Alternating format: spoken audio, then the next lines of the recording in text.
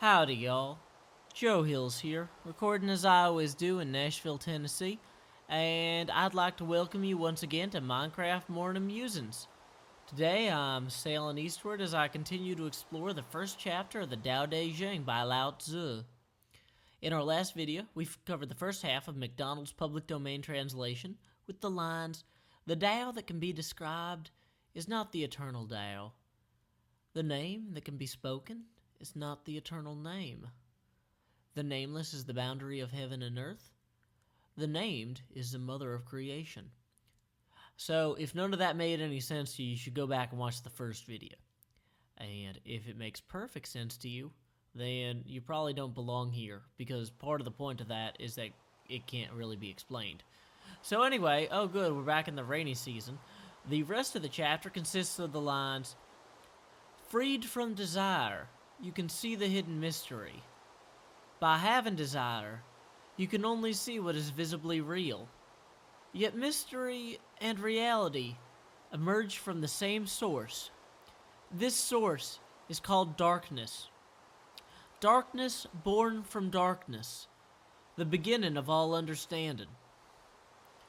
And then that's the end of chapter 1 there. And there's a lot of chapters in this book, don't worry. But I've essentially read to you all of chapter 1. You're in a good place.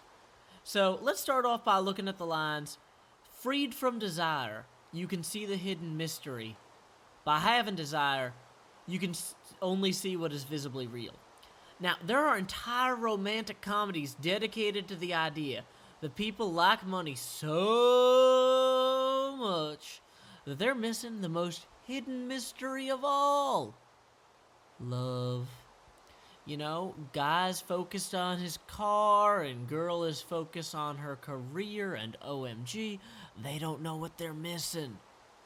But you gotta ask yourself, what are you missing? Because I'm not about to come in here on my boat and tell you that love sucks or anything. But there is a lot to miss in the pursuit of material objects or wealth, and it's not just love.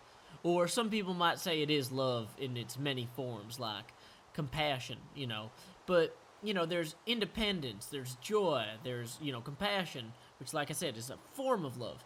But, if you took a moment to think about it, there's something in each of your lives that is both immaterial and powerful. There's something that you ascribe a value to that is beyond the physical realm. It's not just like, oh, I have this awesome car in my garage. I also have an awesome bike in my same garage.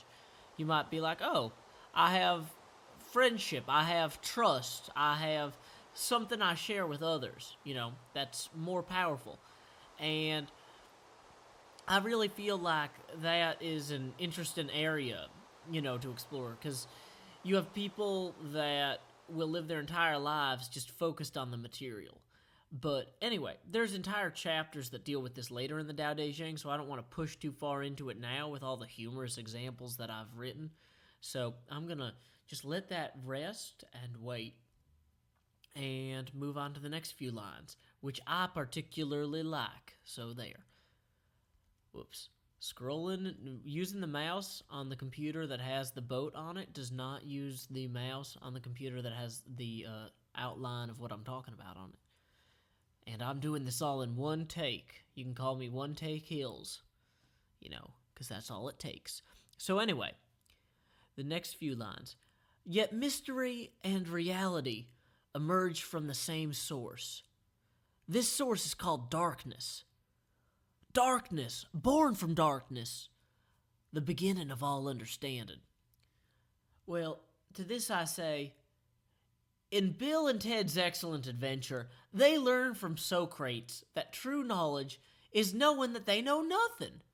And, this is pretty much the same idea. You guys don't need a fancy example for this, because you can accept that the understanding of the universal nature of the Tao is shrouded in darkness and subtlety because the Tao itself is born of darkness and subtlety. And, one comment that was left on the last video asked that I explain more clearly what the Tao is. And I really feel like the answer to that question is to summarize what we just covered. The Tao is everything, whether it's perceivable or not, and it defies understanding. For its origin defies understanding, and the material aspects of the Tao distract from the immaterial aspects of the Tao. This probably goes both ways. The immaterial aspects of the Tao probably distract from the material aspects as well. So, for example, if you're really worried about what true freedom is, you might not be great at making time to have food or a place to live. You know, some people get so wrapped up in ideas, they forget that the other half is the physical realm. And that's one of the things I like about Taoism is that it really addresses both the physical and the non-physical or aphysical realm. That might not be the real word for non-physical, so non-English speakers don't quote me on that. So, anyway, though, if you guys want to argue about any of this in the comments, you are welcome to. I really appreciate the comments I got on yesterday's video. I'm really excited to see the comments you guys leave in the future. And since this is a new series, I'd really appreciate it if you could click thumbs up or thumbs down on each episode. Leave me feedback and tell your friends about what I'm doing. So, anyway, until next time, y'all, this is Joe Hills from Nashville, Tennessee. Keep adventuring.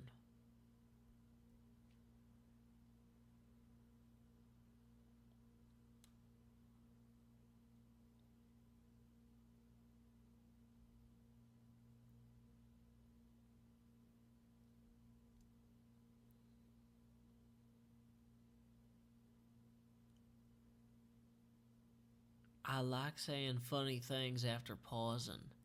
So I'd like to point out that I'm making a video series about something that not only do I not fully understand, but that by definition I am incapable of understanding. So I'll just take this as a license to understand humorously.